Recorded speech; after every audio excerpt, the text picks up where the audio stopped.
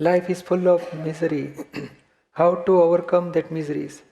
देखो, ये वर्ल्ड में, संसार में कोई भी दुख है, उसके पीछे रॉन्ग अंडरस्टैंडिंग है, उतना समझ लेना।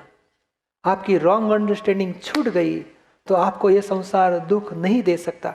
कोई भी व्यक्ति, कोई भी संजोग आपको दुख नहीं दे सकता है, क्योंकि आत्मा खुद ही अनंत सुख का कंद है। इसको कैसे दुख लग सकता है? बर्फ को मैंने अग्नि लगाया और बर्फ जल गया, कोई बोलेगा, मानेगा कोई आदमी?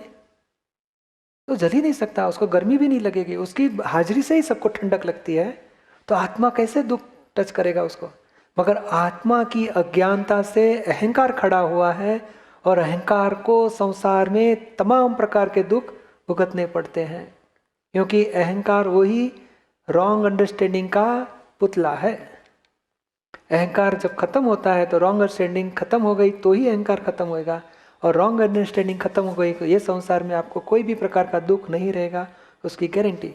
हमको कोई भी परिस्थिति, कोई भी टाइम, कोई भी संजोग में दुखदाई नहीं हो पाती। मेरा ये अनुभव है। मैंने दादाजी के पास 71 में ज्ञान लिया था, और एक एक दिन मेरा ऐसा गया, मेरा दुखों से मुक्ति का अनुभव बढ़ते गया है।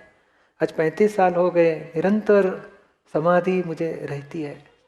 आपको भी ये रह सकती है।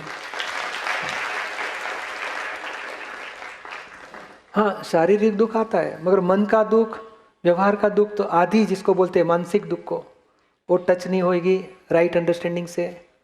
शारीरिक दुख, शरीर को दुख रहेगा, मोहन के शरीर को दुख रहेगा, मगर आपको टच नहीं होगा।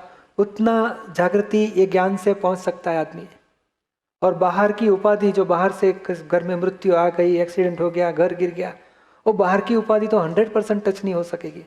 ये ज्ञान को आप फॉलो करोगे तो, दादाजी बताते थे 70% भी फॉलो किया ना, तो आप निरंतर आदि व्याधि उपाधि में भी दिन रात समाधि रहेगी, गारंटी उसकी।